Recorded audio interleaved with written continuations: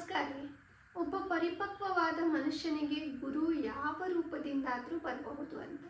For example, ಒಬ್ಬೊಬ್ಬರಿಗೆ ಒಂದು ಪುಸ್ತಕ ಗುರುವಾಗಬಹುದು, ಅಥವಾ ಎಲೆಗಳನ್ನು ಉದುರಿಸಿಕೊಂಡು ನಿಂತಹ ಮರ ಗುರುವಾಯಿತು ಅಂತ ಬ್ರದರ್ ಲಾರೆನ್ಸ್ ಅನ್ನುವಂಥವರಿಗೆ, ಅಥವಾ ಒಂದು ರಮಣೀಯ ದೃಶ್ಯ ಗುರು ಆಗಬಹುದು, ಅಥವಾ ಒಂದು ಮಗು, ಆ ಮಗುವಿನ ನಗೆ ಗುರುವಾಗಬಹುದು. ಹಿಂಗೆ ಒಬ್ಬ ಆಂತರಿಕವಾಗಿ ತನ್ನನ್ನು ಶಿಷ್ಯ ಅಂತ ಒಪ್ಕೊಂಡಂತಹ ಗುರು ಆ ಶಿಷ್ಯನ ಅಂತಃಸುಪ್ತ ಮನಸ್ಸಿನೊಳಗಡಗಿದ ಎಲ್ಲ ಜ್ಞಾನವನ್ನು, ಶಕ್ತಿ, ಸಾಮರ್ಥ್ಯಗಳನ್ನು ಈಚೆಗೆ ತೆಗೆಯುವಂಥ ತಾಕತ್ತನ್ನು ಹೊಂದಿರ್ತಾರಂತ. ಅಂಥ ಗುರು ರಾಮಕೃಷ್ಣ ಪರಮಹಂಸರು ನರೇಂದ್ರರನ್ನು ತಮ್ಮ ಶಿಷ್ಯ ಅಂತ ಸ್ವೀಕರಿಸಿ ಆಗಿತ್ತು. ನರೇಂದ್ರರು ಯೌವನದ ಮಜಲಿನೊಳಗೆ ಆರಾಮಾಗಿ ತೇಲಾಡ್ಕೊತ ಇದ್ರು, ಪದವಿ ಕಾಲೇಜುಗಳನ್ನು ಕಲಿತಿದ್ರು, ಲಾವ್ ಪ್ರಾಕ್ಟೀಸ್ ಮಾಡ್ತಿದ್ರು. ನೋವು ಅಂದರೆ ಏನು ಅಂತ ಗೊತ್ತೇ ಇದ್ದಿದ್ದಿಲ್ಲ. ಎಲ್ಲ ವಿದ್ಯಾರ್ಥಿಗಳ ಜೊತೆಗೆ ಸ್ನೇಹದಿಂದ ವರ್ತಿಸ್ತಿದ್ದಂಥ ನರೇಂದ್ರ ಚಂದ ಹಾಡ್ತಿದ್ರು, ಮಸ್ತ್ ಮಾತಾಡ್ತಿದ್ರು, ಹೆಚ್ಚು ಹೆಚ್ಚು ಅಂಕಗಳನ್ನು ತಗೊಳ್ತಿದ್ರು, ಯಾರೊಂದಿಗೂ ವಾದದೊಳಗೆ ಸೋಲ್ತಿರ್ಲಿಲ್ಲ, ಅಷ್ಟು ಪರಿಪಕ್ವವಾದ ವಾದ ಮಾಡ್ತಿದ್ರು. ಒಂದು ರೀತಿ ತಮ್ಮನ್ನು ತಾವು ನಾಸ್ತಿಕರಂಗ ಇದ್ಬಿಟ್ಟಿದ್ರು. ಆದ್ರೆ ಸಮಯ ಯಾವಾಗ ಏನು ಏಟ್ ಕೊಡ್ತದ ಗೊತ್ತಾಗೋದಿಲ್ಲ. ಒಂದು ದಿವಸ ಪದವಿಯ ಕೊನೆಯ ಪರೀಕ್ಷೆಗಳನ್ನು ಬರೀತಿರ್ಬೇಕಾದ್ರೆ ರಾತ್ರಿ ಎಲ್ಲ ಗೆಳೆಯರ ಜೊತೆ ಕುಂತು ಹರಡ್ತಿರ್ತಾರ, ಹಾಡ್ತಿರ್ತಾರ. ಒಬ್ಬ ಗೆಳೆಯ ಓಡಿ ಬರ್ತಾನೆ, ಬಂದವನೇ ವಿಶ್ವನಾಥ ದತ್ತರು ಹೃದಯಾಘಾತದಿಂದ ತೀರಿ ಹೋದ್ರು ಅಂತ ಹೇಳ್ತಾನೆ. ಅಲ್ಲಿಗೆ ಹಾಡುವ ಧ್ವನಿ ಅಳುವಾಗಿ ಪರಿಣಮಿಸ್ತದ. ಓಡಿ ಹೋಗ್ತಾರ ನರೇಂದ್ರರು ತಾಯಿಯ ಬಳಿ. ತಂದೆಯ ಪಾರ್ಥಿವ ಶರೀರದ ಮುಂದೆ ಕೂಡ್ತಾರ, ಅಳ್ತಾರ.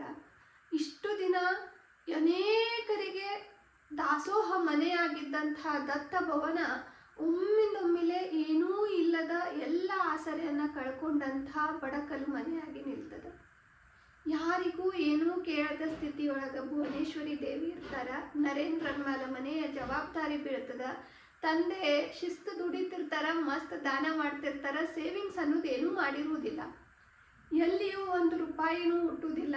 ಎಲ್ಲರೂ ನರೇಂದ್ರರನ್ನ ನೋಡುವ ರೀತಿ ಬದಲಾಗ್ತದ. ಒಬ್ಬ ವಕೀಲರ ಮಗನಾಗಿದ್ದಾಗ ಅವರಿಗೆ ಕೊಡ್ತಿದ್ದಂಥ ಆದರ, ಆತಿಥ್ಯ, ಗೌರವಗಳು ಈಗ ಸಲ್ಲೋದಿಲ್ಲ.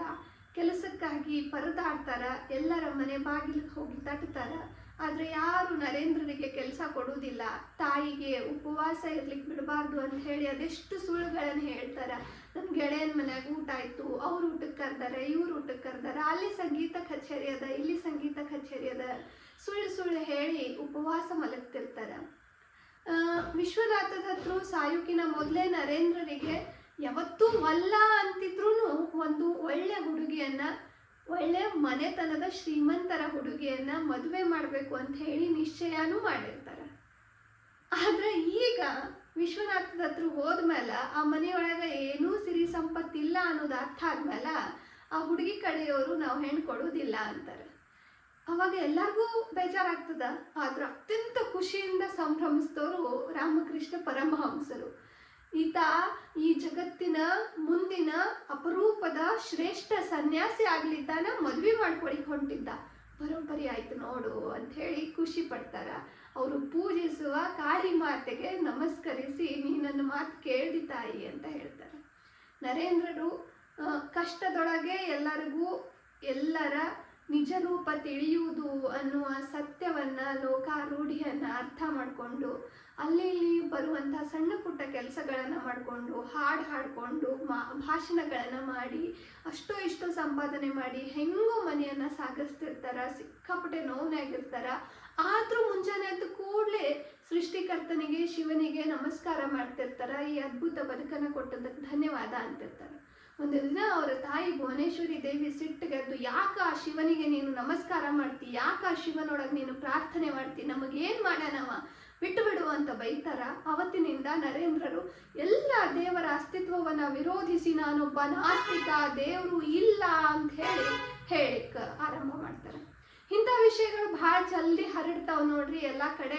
ಹಂಗೆ ನರೇಂದ್ರರು ನಾಸ್ತಿಕರು, ನರೇಂದ್ರ ದೇವ್ರು ಇಲ್ಲ ಅಂತ ಹೇಳ್ತಾರ, ದೇವ್ರು ಇಲ್ಲ ಅನ್ನೋದ್ರ ಬಗ್ಗೆ ಮಾತಾಡ್ತಾರ. ಆತನಿಗೆ ನಂಬಿಕೆನೇ ಇಲ್ಲ ದೇವ್ರ ಮೇಲೆ. ಆತ ಭಾರಿ ಆಗಲೇ ಶಿಕ್ಷಣ ಪ್ರಭಾವಕ್ಕೆ ಒಳಗಾಗಿ ಈ ನಮ್ಮ ಧರ್ಮವನ್ನು ಮರೀಲಿಕ್ಕತ್ತಾನ ಹಂಗೆ ಹಿಂಗೆ ಎಲ್ಲ ಪ್ರಚಾರ ಮಾಡ್ತಾರೆ. ಯಾವುದಕ್ಕೂ ನರೇಂದ್ರರು ತಲೆ ಕೆಡಿಸ್ಕೊಳ್ಳೋದಿಲ್ಲ. ಮೊದಲೇ ಅವರು ವಿಗ್ರಹ ಪೂಜೆಯನ್ನು ಮೂರ್ತಿ ಪೂಜೆಯನ್ನು ವಿರೋಧಿಸ್ತಿರ್ತಾರೆ. ಹೀಗಾಗಿ ಸರಿ ಏನು ಹೇಳ್ಕೊಂಡ್ರೆ ಏನು ನನ್ನ ಹೊಟ್ಟಿಗೆ ಏನು ಇಲ್ಲ ಅಂದಮೇಲೆ ಯಾ ಶಿವ ಅದಾನ ಅಂಥೇಳಿ ಅವರು ಆ ನಿಲುವನ್ನು ತಾಳಿರ್ತಾರೆ. ಈ ಸುದ್ದಿ ಪರಮಹಂಸರಿಗೂ ಗೊತ್ತಾಗ್ತದ. ಆದ್ರೆ ಎಲ್ಲರೂ ಒಪ್ಕೊಂಡ್ರು, ಪರಮಹಂಸರು ಒಪ್ಕೊಳ್ಳೋದಿಲ್ಲ. ಅವ ಬಾಯಿಂದ ಹಂಗೆ ಹೇಳ್ತಿರ್ಬೋದು, ಆದ್ರೆ ಆತನ ಮನಸ್ಸಿನೊಳಗೆ ಒಬ್ಬ ಅಪರೂಪದ ನಿಷ್ಠಾವಂತ ಭಕ್ತ ಅದಾನ ಅಂತ ಜಗತ್ತಿಗೆ ಸಾರ್ತಾರೆ. ಮುಂದೆ ಹಂಗೂ ಹೆಂಗೋ ಜೀವನ ನಡೆಸ್ತಿರ್ತಾರೆ. ನರೇಂದ್ರರು ತಮ್ಮ ಒಂದು ಬಯೋಗ್ರಫಿ ಒಳಗೆ ಬರ್ಕೋತಾರೆ, ಅಕಸ್ಮಾತ್ ವಿಶ್ವನಾಥ ದತ್ತರು ಯಾವುದೋ ಒಂದು ಬ್ಯಾಂಕ್ನಾಗ ಅಷ್ಟೋ ಇಷ್ಟೋ ಹಣನ ಸೇವಿಂಗ್ಸ್ ಅಂತ ಹೇಳಿ ಇಟ್ಟಿದ್ರು ಅಂತಂದ್ರೆ ಆ ನರೇಂದ್ರನಾಥ ದತ್ತ ಸ್ವಾಮಿ ವಿವೇಕಾನಂದ ಆಗ್ಲಿಕ್ಕೆ ಸಾಧ್ಯನೇ ಇದ್ದಿದ್ದಿಲ್ಲ ಅಂತ. ಹೌದು, ಕಷ್ಟಗಳು ನಮ್ಮನ್ನ ತ್ಯಾಗಿಗಳನ್ನಾಗಿಸ್ತಾವ. ಭೋಗಗಳು ಸುಖಗಳು ನಮ್ಮನ್ನ ಆಲಸ್ಯಗಳನ್ನಾಗಿಸ್ತಾವ. ಅದನ್ನು ಅರ್ಥ ಮಾಡ್ಕೊಂಡಂಥ ನರೇಂದ್ರರು ಬದುಕಿನ ವಿರುದ್ಧ ಹೋರಾಟ ಮಾಡ್ಲಿಕ್ಕೆ ನಿಲ್ತಾರ. ತಮ್ಮ ಸನ್ಯಾಸತ್ವದ ಆಲೋಚನೆಯನ್ನು ಮನಸ್ಸು ಮೈ ಮನಗಳೊಳಗೆ ತುಂಬಿಕೊಳ್ತಾರ, ಗಟ್ಟಿಯಾಗಿ ನಿಲ್ತಾರ. ಹೋಗ್ತಾರೆ ರಾಮಕೃಷ್ಣ ಪರಮಹಂಸರ ಬಳಿ ಹೋಗಿ ಕೇಳ್ತಾರೆ, ನಿಮ್ಮ ಕಾಳಿ ಮಾತೆಗೆ ಹೇಳ್ರಿ, ನಾನು ಧರ್ಮ ಪ್ರಚಾರಕ್ಕೆ ವಿದೇಶಕ್ಕೆ ಹೋಗ್ಬೇಕಾಗದ, ಅದಕ್ಕೆ ನನಗೆ ರೊಕ್ಕ ಬೇಕಾಗ್ಯಾವ, ಒಂದಿಷ್ಟು ಧನ ಸಹಾಯ ಮಾಡು ಅನ್ರಿ ಅಂತ. ಹ್ಞೂ ಅಂತ ಹೇಳಿ ಪರಮಹಂಸರು ಕೇಳ್ಕೊಳ್ತಾರೆ. ಆಮೇಲೆ ಬಂದಿಂದ ನಿಮ್ದು ಕಾಳಿ ಮಾತೆ ನನಗೆ ಧನ ಸಹಾಯ ಮಾಡಲೇ ಇಲ್ಲ ಅಂತ ಕೇಳ್ತಾರೆ ನರೇಂದ್ರ. ಹೌದು, ನಿನಗೆ ಧನ ಬೇಕಾದ್ರೆ ನಾ ಯಾಕೆ ಕೇಳ್ಕೊಳ್ಳಿ, ನೀನೇ ಕೇಳ್ಕೊ ಹೋಗು ಅಂತ ಪರಮಹಂಸರು ನರೇಂದ್ರರಿಗೆ ಹೇಳ್ತಾರೆ. ಇಲ್ಲ, ಆಕೆಗೂ ನನಗೂ ಪರಿಚಯ ಇಲ್ಲ, ನಿಮಗೂ ಆಕೆಗೂ ಭಾಳ ಅವಿನಾಭಾವ ಸಂಬಂಧ ಅದ, ನೀವೇ ಕೇಳ್ರಿ ಅಂತಾರೆ ನರೇಂದ್ರ.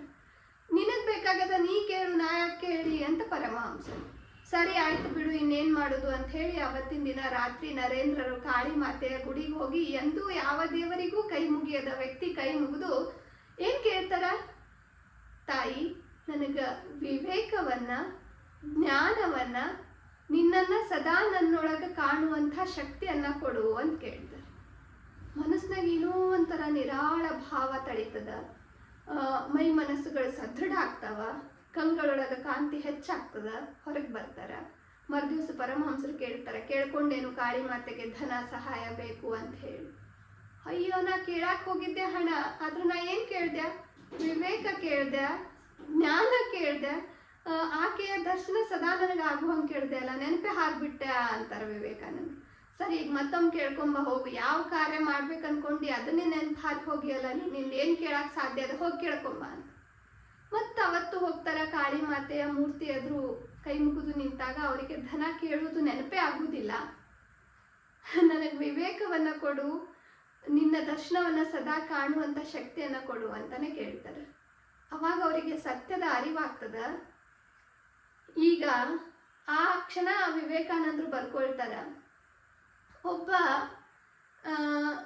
ಬಡವನ ಹತ್ರ ಹೋಗಿ ಒಂದು ಹೊತ್ತಿನ ಊಟ ಕೇಳೋದು ಎಷ್ಟು ತಪ್ಪು, ಸೂರ್ಯನ ಬಳಿ ಹೋಗಿ ಒಂದಿಷ್ಟು ಬೆಳಕನ್ನು ಕೇಳೋದು ಅಷ್ಟೇ ತಪ್ಪು.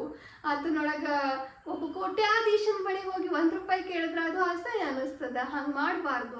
ಆಕೆನೇ ಧನ, ಆಕೆನೇ ಧಾನ್ಯ, ಆಕೆನೇ ಎಲ್ಲ ನನಗೆ. ಅದನ್ನು ಅರ್ಥ ಮಾಡಿಸಿದ್ರು ಗುರುಗಳು. ನನ್ನನ್ನು ನಾನು ಇನ್ನೂ ಒಬ್ಬ ಸನ್ಯಾಸಿ ಆಗಿ ಜಗತ್ತಿಗೆ ನನ್ನಿಂದ ಏನೇನು ಸಾಧ್ಯ ಎಲ್ಲವನ್ನು ಕೊಡ್ತೀನಿ ಅಂತ ಹೇಳಿ ಅಚಲವಾದ ನಿರ್ಧಾರವನ್ನು ಮಾಡ್ತಾರ. ನರೇಂದ್ರನಾಥರು ಸ್ವಾಮಿ ವಿವೇಕಾನಂದರಾಗ್ತಾರ, ವೀರ ಸನ್ಯಾಸಿ ಆಗ್ತಾರ. ಅವರ ಸನ್ಯಾಸತ್ವದ ದಿನಗಳು ಹೆಂಗಿದ್ವು ಅನ್ನೋದನ್ನು ಮುಂದಿನ ವಿಡಿಯೋದಾಗ ನೋಡೋಣ ಅಂತ. ಅಲ್ಲಿ ತನಕ ನಮಸ್ಕಾರ.